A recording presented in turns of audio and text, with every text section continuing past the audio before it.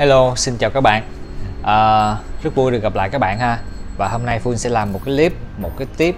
về chuyện ngoài lề của xe cộ, nhưng mà nó cũng dính dáng tới xe cộ một chút xíu. Nên cái nội dung của cái clip của ngày hôm nay Phương sẽ up vào cái mảng danh sách là góc mê xe, để cùng chia sẻ cũng như chia sẻ một chút cái kinh nghiệm cũng như một chút cái góc nhìn của Phương về cái mảng mà về cái mảng xe cộ, nhất là cái việc mà khi các bạn đi mua xe mới ha. Và cái vấn đề thứ hai đó là cho các bạn một cái cách nhìn nó thoáng hơn đối với các bạn sale, đặc biệt là sale ô tô cũng như là sale xe hơi. Thì vì sao mà mình muốn làm cái chủ đề này? Thì ngày hôm qua lướt Face vô tình đọc được một cái bài của một cái anh khách hàng đó.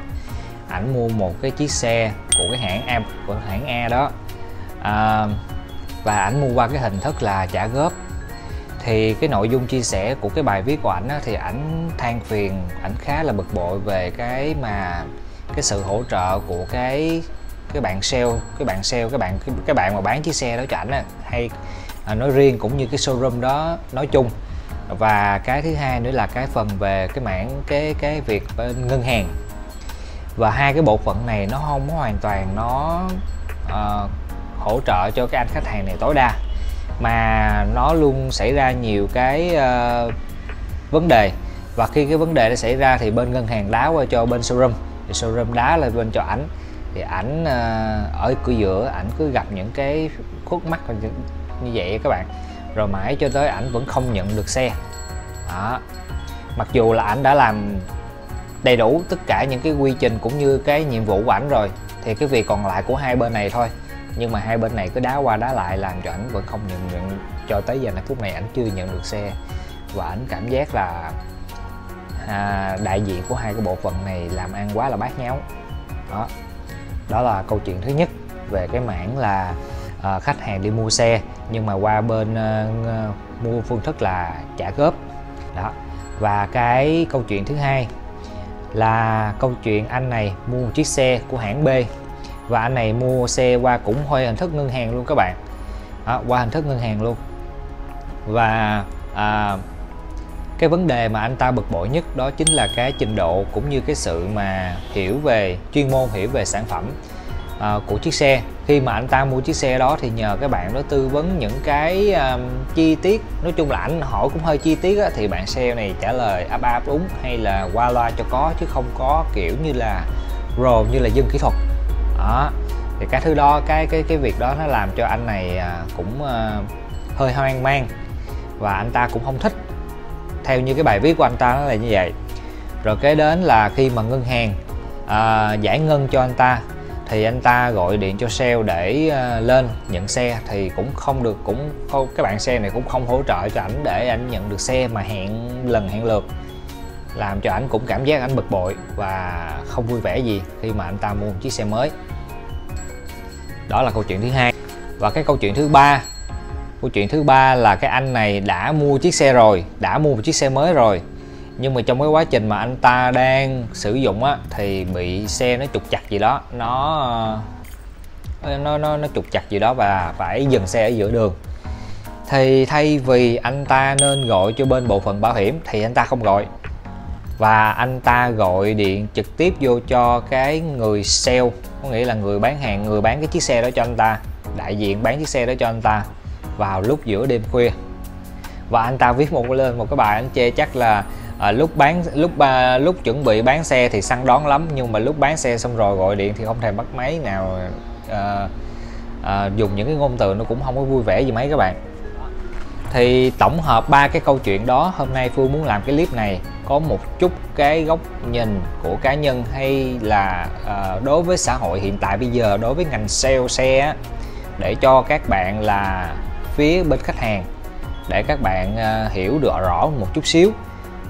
Các bạn hiểu rõ một chút xíu là cái vai trò của sale khi mà đứng ra đại diện một cái showroom bán cho bạn một chiếc xe, thì cái nhiệm vụ chính của họ có thể giúp cho các bạn là được cái gì đó, để các bạn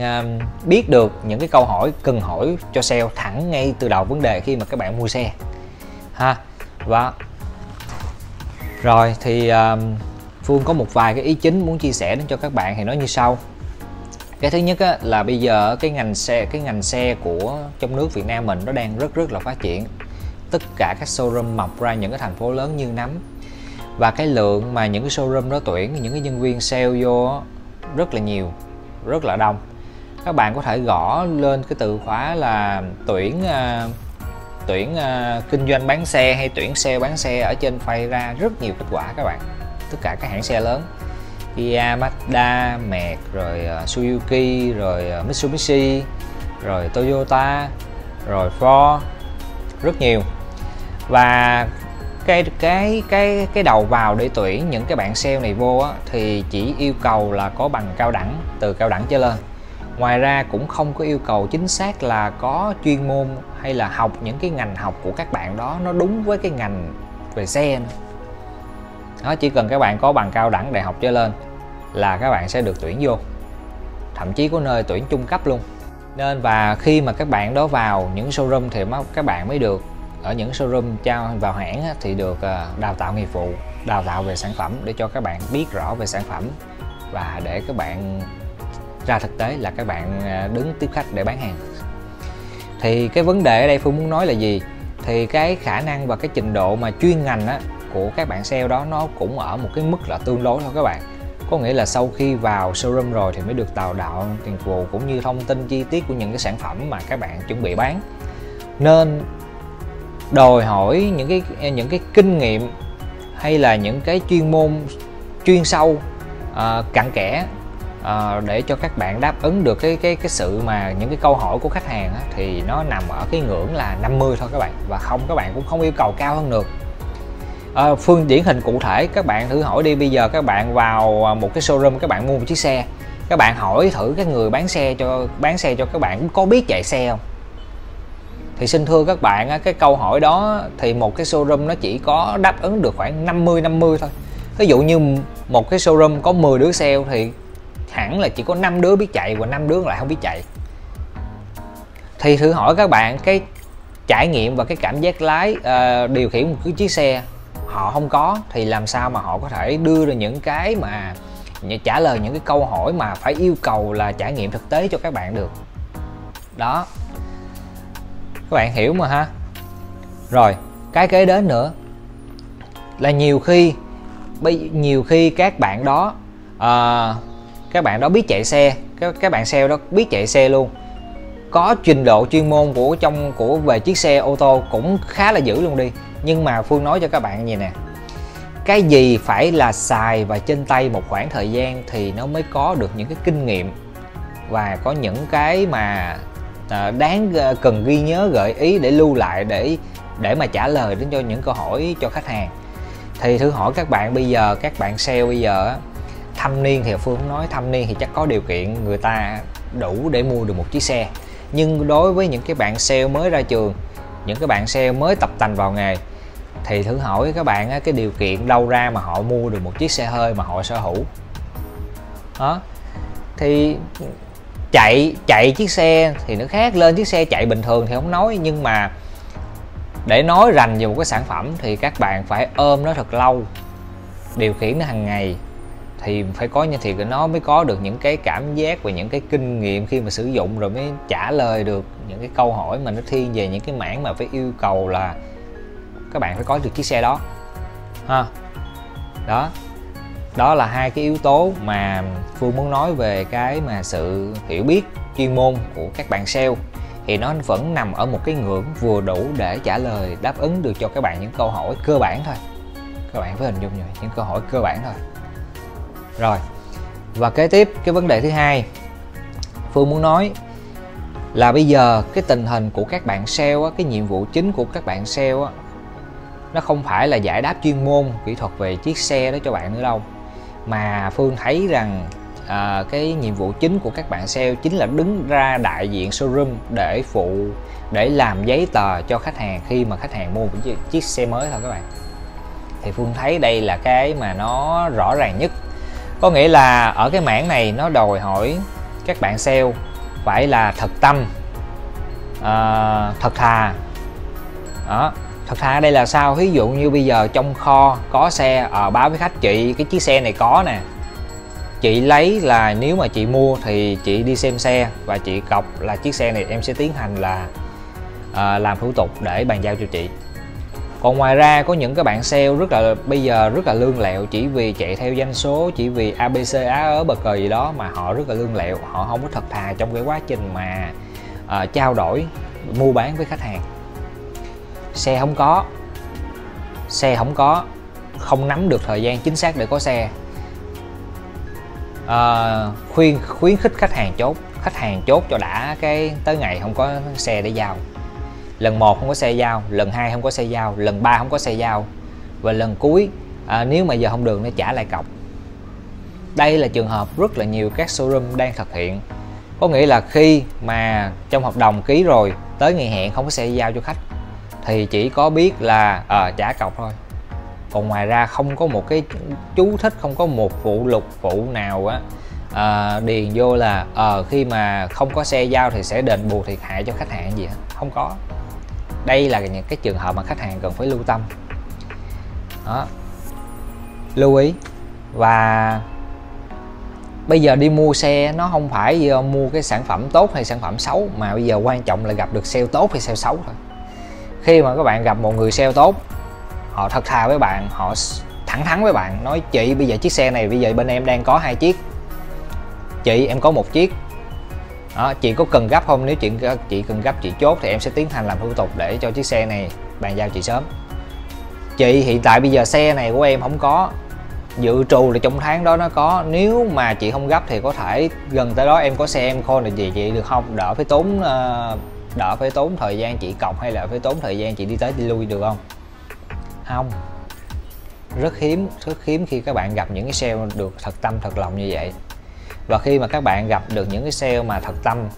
có tâm, thật thà, thẳng thắn thì các bạn sẽ làm việc nó rất là nhanh nhẹn. Và các bạn cảm giác là cái việc mà các bạn đi mua một chiếc xe nó không vui bằng khi mà các bạn gặp một người sale có tâm. Nó còn vui hơn và nó thấy nó còn phấn khích hơn khi là các bạn khi mà các bạn đều mua một chiếc xe mới nữa các bạn đó. Thì để nói thêm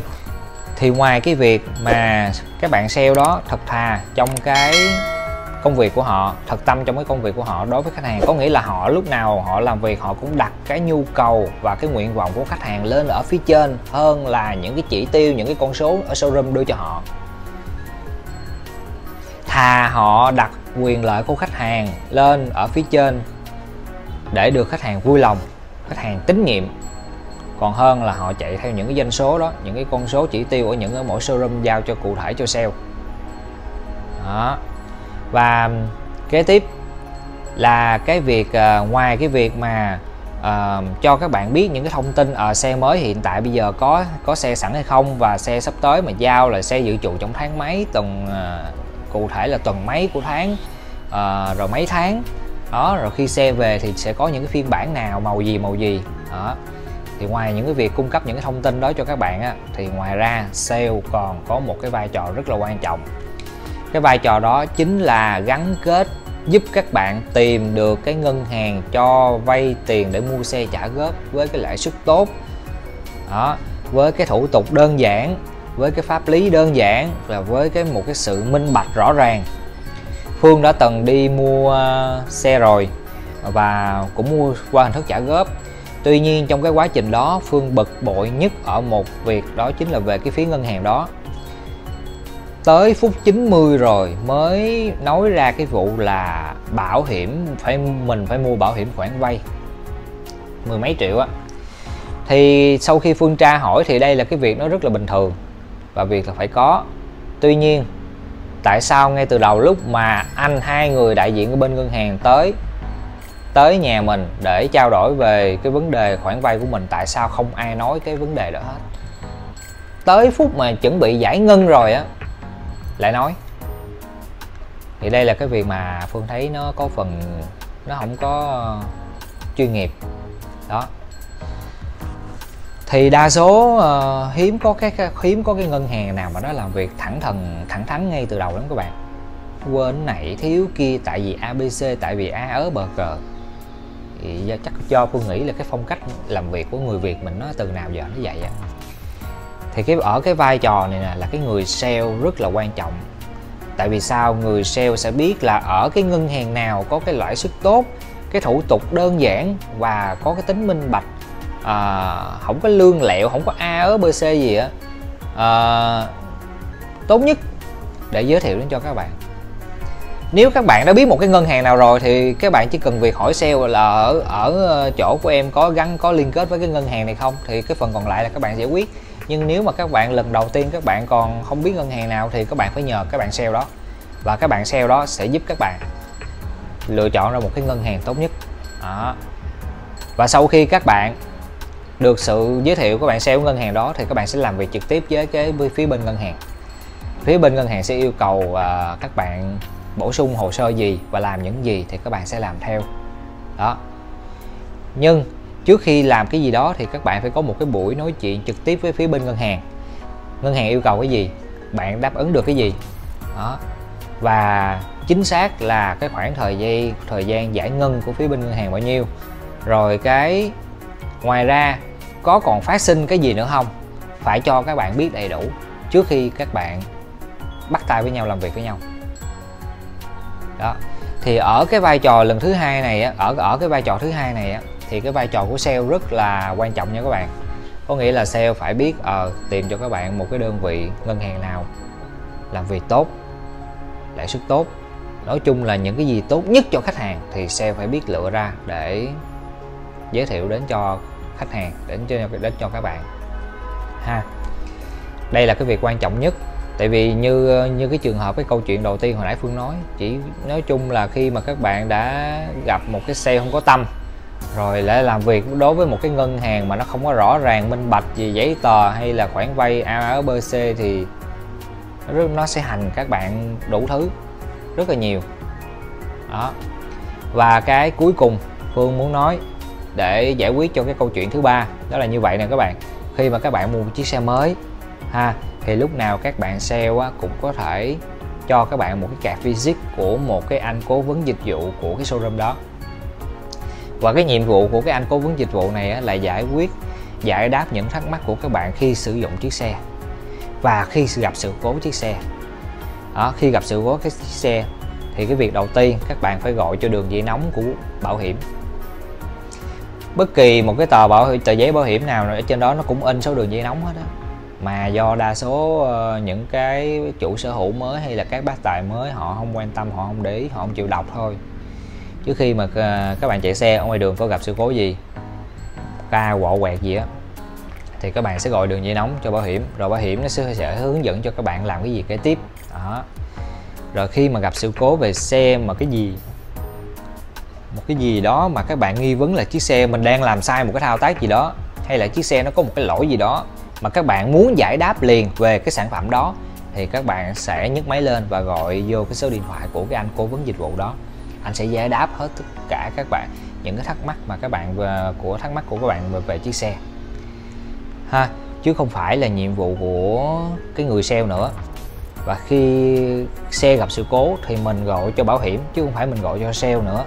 ha. Sale Phương đã nói rồi, ở cái vấn đề thứ hai Phương đã nói là sale giúp các bạn làm những cái giấy làm hồ sơ thủ tục để giúp cho các bạn mua được chiếc xe mới bằng tiền mặt hay là bằng ngân hàng đó. Và sale có chức năng là cho các bạn biết thông tin là hiện tại bây giờ ở showroom có xe gì đang có sẵn và xe gì không có sẵn, thì khi các bạn mua thì bao lâu nó về tới, bằng những cái thông tin chính xác nhất và thành thật nhất đến cho các bạn ha. Có như vậy thì cái quá trình các bạn khi các bạn mua xe, các bạn sẽ cảm giác mình rất là may mắn khi mà gặp một người sale có tâm, đã giúp mình mua được một cái sản phẩm tốt, nhanh, gọn lẹ ha. Thì đó rồi đó chính là cái phần giải đáp của Phương về ba cái mảng về ba cái câu chuyện mà Phương đã lướt trên Facebook và Phương đã đọc được. Và song song đó thì như các bạn biết là Phương có trong cái danh sách có 10 xe của Phương thì Phương có 3 cái clip nói về xe Mazda, Mazda 2 Sedan, New Mazda 2 Sedan, New Mazda 2 Sport và một cái clip đánh giá nhanh CS3 với CS30. Hiện tại bây giờ là vẫn chưa có cơ hội trên tay cái mẫu xe CX-3 với CX-30 đó. Thì cũng có rất nhiều anh em với bạn bè hỏi là bây giờ nếu mua Mazda thì sẽ nên mua ở đâu ha. Thì Phương cũng xin hướng dẫn đối với các bạn là nếu có điều kiện và có thời gian thì các bạn hãy qua showroom Mazda Tân Sơn Nhất, số 7 Hoàng Minh Giám, phường 9, quận Phú Nhuận để các bạn tham khảo ha. Thì đây là một trong những cái showroom mà bán được cái doanh số xe Mazda đứng đầu ở khu vực miền Nam ha, một trong những showroom có nghĩa là bán xe đắt nhất á. Thì vì sao mà họ đạt được cái con số đó là cái đội ngũ sale và nhân viên của họ rất là tận tâm, tại vì Phương đã có cơ hội làm việc với nhau rồi đó. Và tất cả sale ở đây đều rất là nói chung là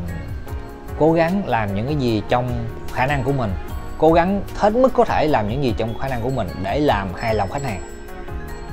đó. Cho Tàu vẽ ra những cái bản kế hoạch, vẽ ra những cái mà những cái mà khi mà các bạn làm việc qua ngân hàng để đưa đến cho các bạn những cái mà có lợi nhất dành cho đến phía người khách hàng ha. Thì chính vì thế mà cái sự tín nhiệm của khách hàng đối với cái showroom Mazda Tân Sơn Nhất này được đánh giá rất là cao đó. Thì ở dưới phần mô tả Phương sẽ để một vài thông tin các bạn sale tiêu biểu ở trong cái showroom Mazda Tân Sơn Nhất này, để cho các bạn có cái nhu cầu tìm hiểu về cái sản phẩm đó, cũng như hay có cái nhu cầu mà đăng ký chạy lái thử xe, hay cũng có nhu cầu được các bạn tư vấn khi mà các bạn có nhu cầu muốn mua một chiếc xe trả góp đó, các bạn sẽ cần có những gì ha. Phương nói nè, khi mà các bạn mua một cái sản phẩm mà cái giá trị của nó rất là lớn thì các bạn đừng ngại ngùng tìm đến những chuyên gia để người ta giải đáp và đáp ứng cho các bạn những cái câu hỏi nó còn quẩn ở trong đầu các bạn ha, để cho các bạn hình dung rõ là cái sự việc khi mà các bạn muốn mua như vậy đó, người ta sẽ cho các bạn những cái lời giải đáp nó chính xác nhất, cụ thể nhất, chứ đừng có nghe người này nghe người kia một chút, nhiều khi nghe người kia đột ngân hàng đó tốt lắm mày ơi, qua đi ở bảo hiểm đó tốt lắm mày ơi, nhưng mà các bạn chỉ nghe thôi còn thực tế là sao, nó rất là khác. Nên chính vì thế các bạn phải tìm hiểu họ được lời giải đáp từ những chuyên gia ha. Thì Phương những người hoạt động ở trong cái mảng đó thì Phương suy nghĩ nó tốt hơn. Và cái thứ hai là khi mà các bạn mua một cái sản phẩm, mua chiếc xe đó mà các bạn cần những cái thông tin mà nó thiên về cái mảng mà kỹ thuật á, sâu đậm về kỹ thuật, thì hiện tại bây giờ trên cái YouTube thì hằng hà các kênh đánh giá xe, review xe rất nhiều. Các bạn cần cái quan tâm mẫu xe đó thì các bạn xem những cái clip review đánh giá về cái mẫu xe đó, và các bạn xem ở nhiều kênh khác nhau để sau khi mà các bạn có những cái thông tin đó các bạn tổng hợp lại thì các bạn sẽ cho mình được một cái kiến thức cơ bản cố định nhất định về cái sản phẩm, về cái mẫu xe đó ha. Rồi thì clip này cũng có một chút quảng cáo nhẹ